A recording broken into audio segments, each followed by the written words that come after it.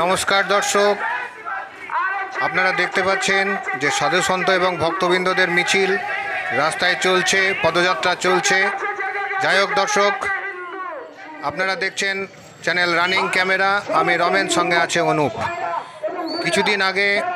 কয়েকদিন আগে যে মুখ্যমন্ত্রী মাননীয়া মমতা ব্যানার্জি যে মন্তব্য করেছিলেন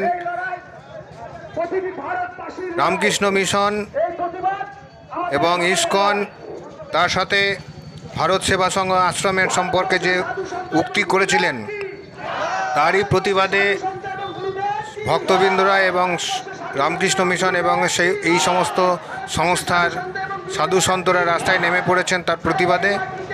দেখতে পাচ্ছেন তারই একটি ঝলক চলতে পথে আমরা যতটা পেরেছি ক্যাপচার করার চেষ্টা করেছি।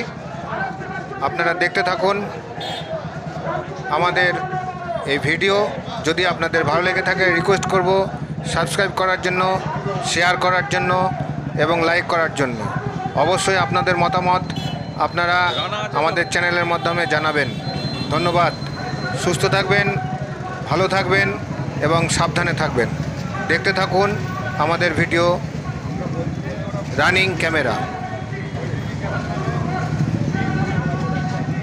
উঠে গেলাম তো।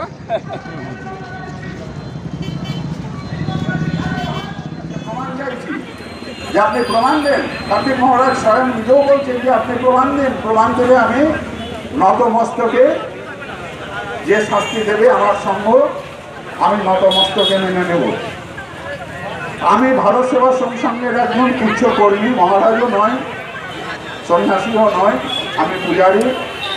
এখানে বৈকুণ্ঠ সড়কে কার্তিক মহারাজের নেতৃত্বেই বা তারই দায়িত্বে যে নতুনভাবে ভারত সেবা সংঘ গড়ে উঠছে, তারই পূজারী হিসাবে এবং দেখাশোনার দায়িত্বে আমি আছি।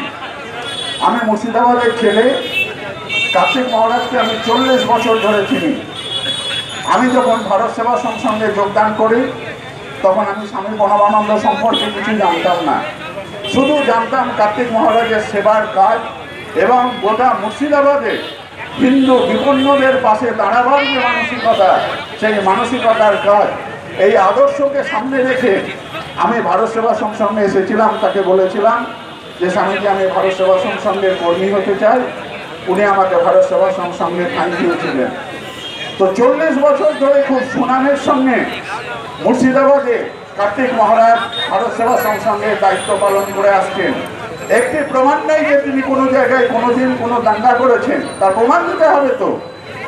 বরং তিনি উদ্ভূত দাঙ্গার পরিস্থিতিকে প্রশাসনের সঙ্গে বসে আলোচনা করে তিনি সেই পরিস্থিতিকে সামাল দিয়েছেন। কিন্তু কোনোদিন তিনি উস্কানিমূলক কোনো কথাবার্তা বলেনি বা দাঙ্গার রাস্তায় হাঁটেননি। আপনারা জেনে রাখুন, হিন্দু মুসলমান বেলডাঙ্গাতে তথা মুর্শিদাবাদে যে কোনো সমস্যার সম্মুখীন হলে আমাদের স্বামীজির কাছে ছুটে আসে, কার্তিক মহারাজের কাছে ছুটে আসে। তিনি যতটা পারেন সহযোগিতা করেন। এর নাম কি দাঙ্গা?